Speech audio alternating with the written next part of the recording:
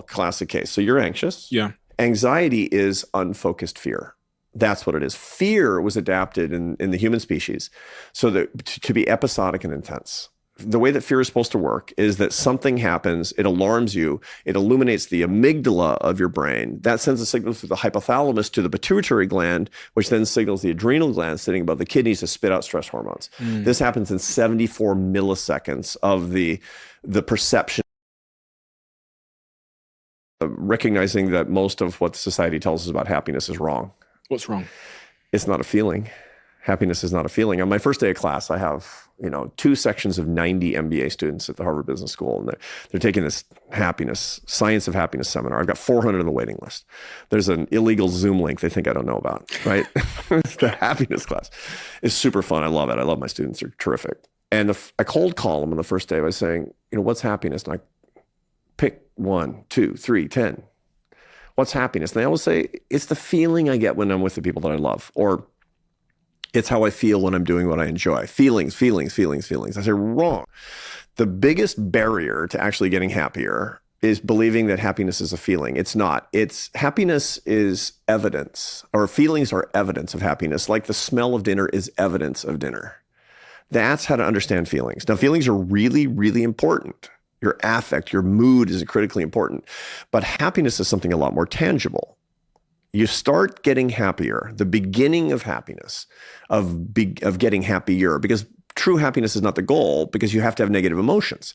Negative emotions keep you alive. Negative experiences make you learn and grow. So you don't want pure happiness this side of heaven.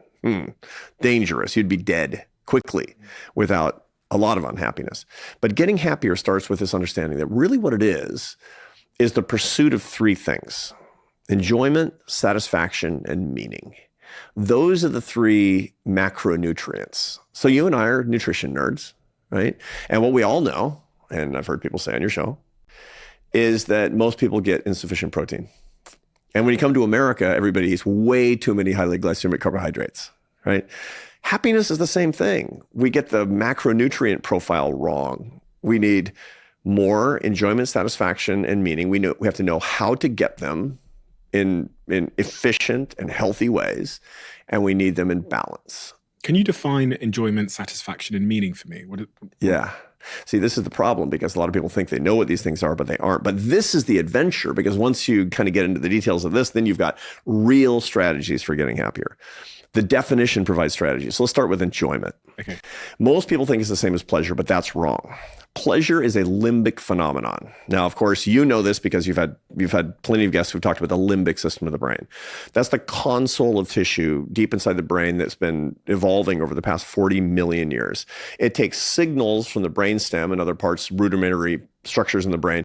It takes those signals about what's going on the outside. In the limbic system, it translates them into information.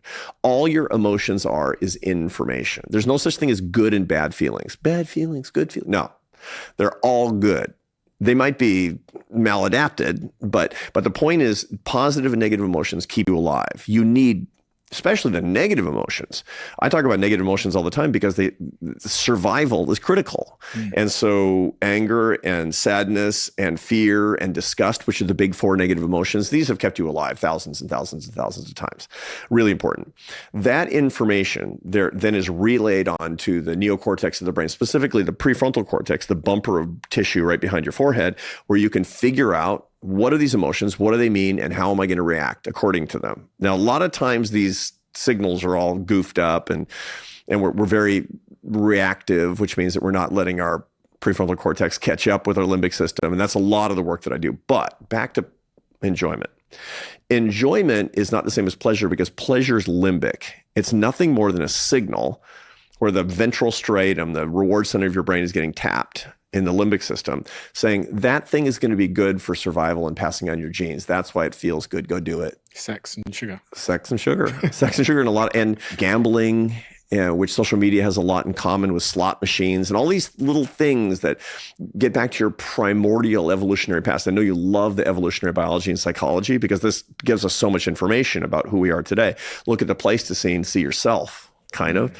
And all of these things that give us pleasure, it's because they went back to survival and propagation of the species.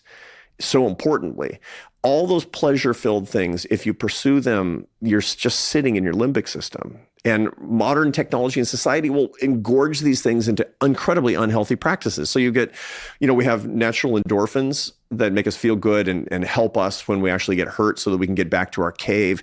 And of course, we've chemically altered them into fentanyl, which feels great until you die. Fentanyl is not a big thing in the UK, but it's a huge thing here. It's huge. I mean, we have 100,000 drug overdose deaths every year in the United States, mostly because of fentanyl. It's unbelievable. But we have other versions of that. We can have stochastic experiences, things that happen occasionally and give us a reward when something happens, not predictably, but unpredictably.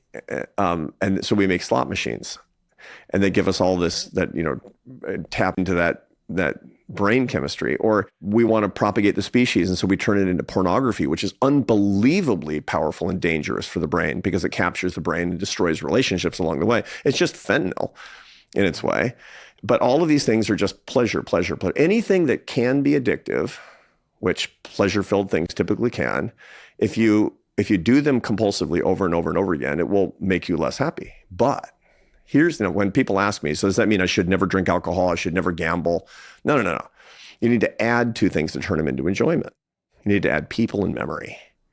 Because if you add people and memory to something, then you're moving the experience into your prefrontal cortex. That's when it's fully human. That's when it's not an animal experience. It's a human experience. And that is a very important part of your happiness. And so the big question is, if something's addictive, if you're doing it alone, you're probably doing it wrong. What about sex? That's pornography and masturbation alone. And that's not good for you, is the whole point. Again, reasonable people disagree. And some people would be like, what's this guy talking about? But the whole point is that the data on pornography are that it captures the brain, and ultimately it doesn't, on average, lead to happier lives because it truncates the reproductive experience at the level of pleasure and doesn't take it all the way to enjoyment. Interesting. Yeah. Have you studied porn much as a subject? Sort of everybody in my field winds up there. It's not something that I focus that much on because, it's focusing on the research on pornography makes you look a little creepy at age 59. It's not a good look. It's like, so what do you study? It's like, yeah.